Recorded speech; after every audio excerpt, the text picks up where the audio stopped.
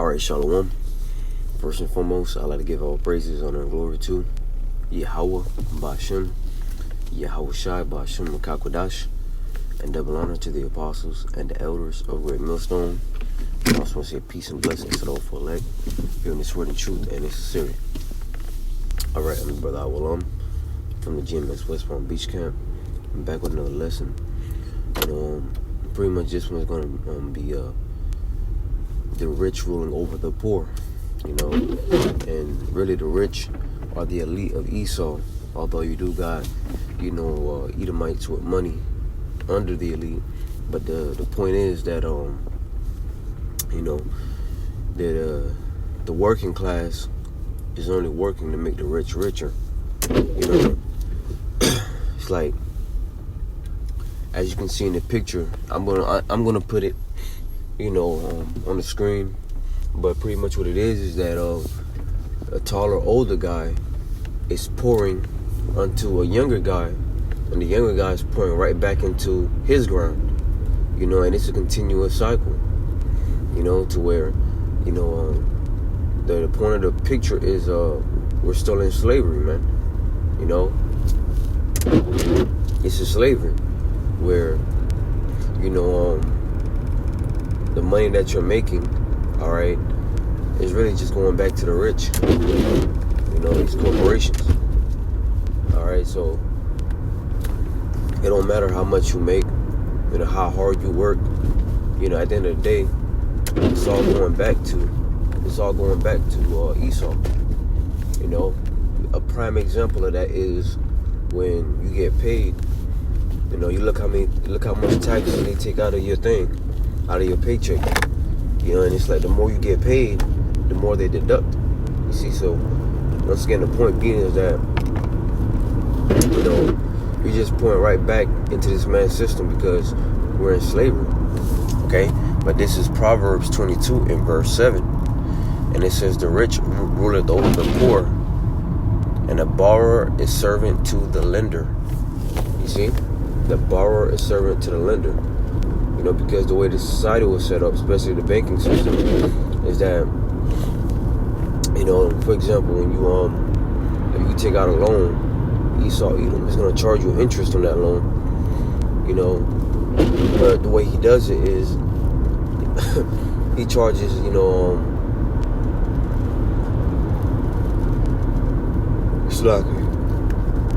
way he does it is, he'll charge you like, for example, he'll give you like a 20% interest APR to keep you in slavery, in debt, which is wicked, man.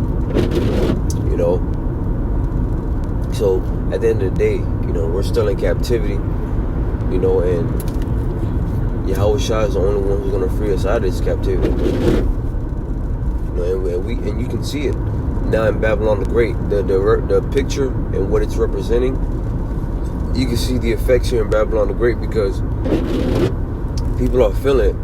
All right, people are going to work, and by the time they get paid, they're looking at their check, and it's barely enough to survive here in America, man. So people are definitely feeling it, and people can see it, but they can't explain it. But through the spirit and power of Yahweh Ba'ashem Yahweh Shai, we can explain it because we have the truth, beginning with our apostles and our elders. Okay? Let's go to the book of James, the 5th chapter.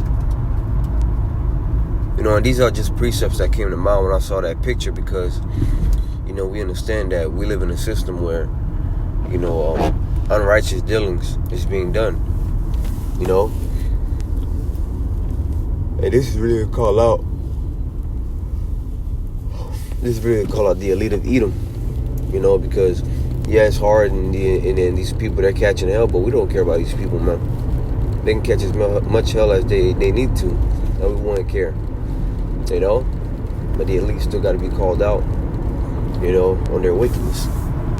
This is James chapter 5 and verse 1. It says, go to now, ye rich men, weep and howl for your miseries that shall come upon you. The rich men is talking about the elites, because this is their kingdom, or the elite of Esau. All right, and you got the other nations. All right, but the focus is really on Esau because the earth is given into his hands, you know. But it says, go into now and weep ye rich men, because Esau, Edom, he's lived deliciously, all right, since he came in power. Lucky. I'm getting tired, man. Salaki. Let's go to the book of Sirach, or Ecclesiasticus, chapter 10. Sirach, Ecclesiasticus, chapter 10, and verse 1. No, Salaki. Verse 8, it says, because of unrighteous dealings, injuries, and riches got by deceit, the kingdom is translated from one people to another. You see? So this is how Esau Edom got his kingdom, and this is how he continues to deal. He continues to deal through unrighteous dealings, injuries, and riches got by deceit. You see? So, because of his unrighteous dealings, the Lord's going to destroy this place. Okay, so let's go back to James, the 5th chapter. James chapter 5 and verse 2, it says, your riches are corrupted, and your garments are moth-eaten. Right, his riches are corrupted because of the way he got it. You know?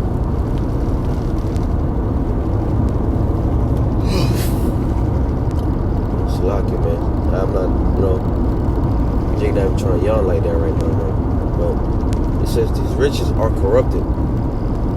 So, the way he got his riches are through unrighteous dealings, injuries, and riches got by deceit. You see what I'm saying? So, Esau, Edom has caused wars to get rich, right? They've caused famines to get rich. You know, he's done everything, you know, in the negative spectrum, all right, to heap up treasures unto himself. It wasn't done righteously, and this is why he's going to vomit it up. Okay, it says, verse 3, your gold and silver is cankered, and the rust of them shall be a witness against you. They shall eat your flesh as you were fire. Ye have heaped treasure together for the last days. You know, because their treasure is going to be transferred to the Israelites. All right? The so-called blacks, Hispanics, and Native Americans, beginning with Yahweh Shah. Okay? Because all is going to happen is everything is going to be transferred, all right, to the hands of Yahweh Shah by Yahweh. You know?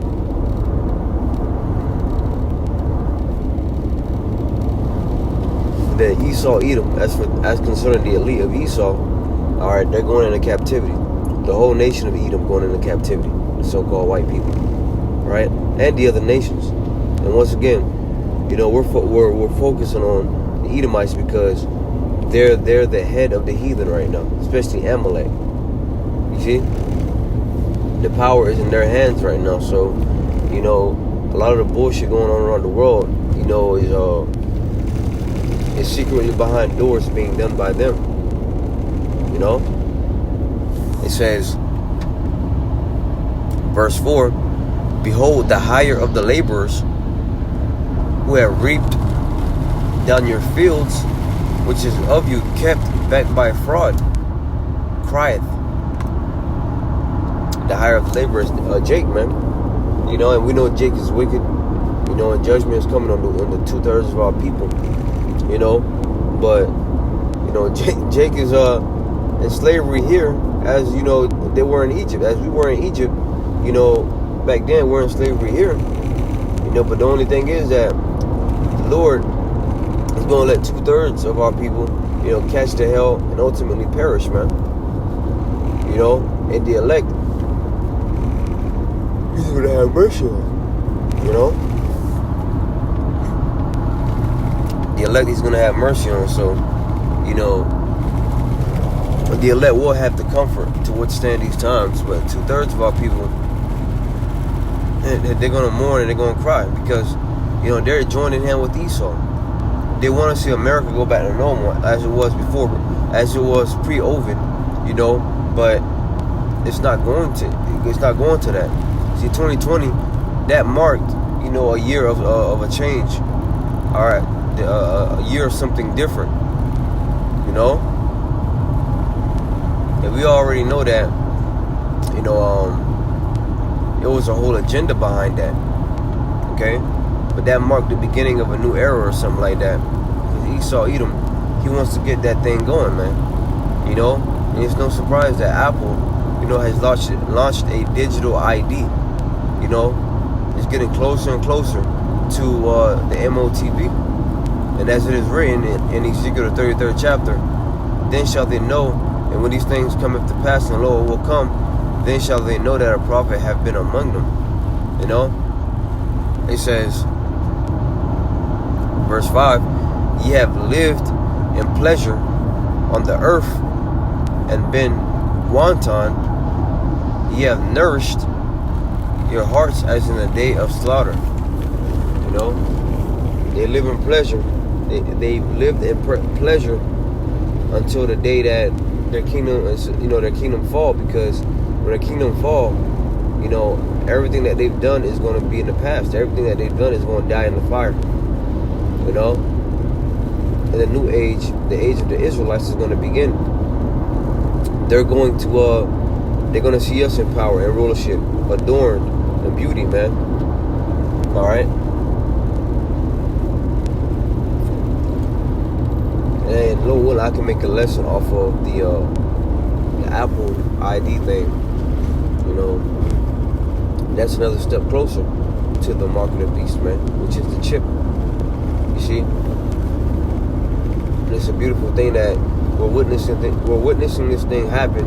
You know, as you know, the prophets through the spirit, probably Yahweh Bashem Shai, were bringing these things, you know, to light. You know, a few months ago. You know, I remember you had, you know, elders, you know, the apostles. They were making videos talking about how this digital ID is gonna lead to, you know, the mark of the beast. You had that the one guy, RFK, Robert F. Kennedy, you know, talking about how they would like American citizens, I want to say, to have a thing on their wrist, a tag on their wrist, you know, for health or some shit like that. You know, and hey, through the spirit, brothers are bringing it out, saying that, you know, they're gonna you know, introduce this thing through health. You see, and the way they're doing it, I don't mean to steer from the topic, but the way they're doing it is they're doing it slick, gradually. You know, Apple ID to launch, you know, digital ID, and people won't get on board with it. You know, people not gonna see what's wrong with it. And then we understand that, you know, digital ID is not the mark of the beast. It has to do with it, you know. But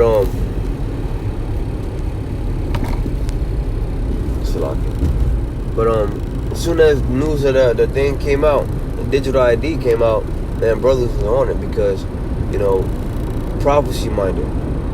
You know, they call Allah Yahweh Bashem Shah because, you know, prophecy is moving. You know, so that's pretty much the point of the lesson. I just wanted to do something real quick before I headed to the plantation, man. You know, Lord willing, this was edifying.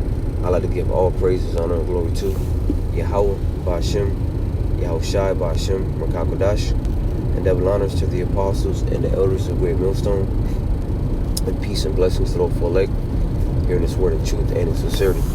Until next time, I say shalom.